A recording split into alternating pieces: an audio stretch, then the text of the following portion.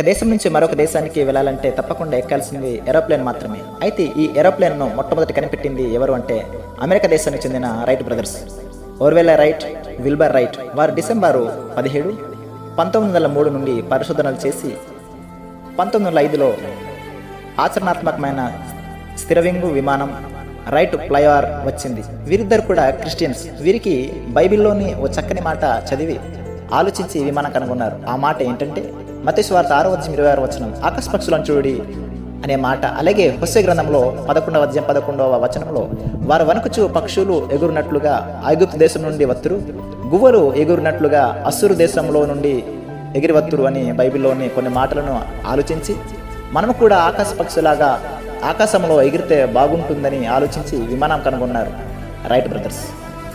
Right brothers కనుగొనడానికి కారణం దేవుని వాక్యం.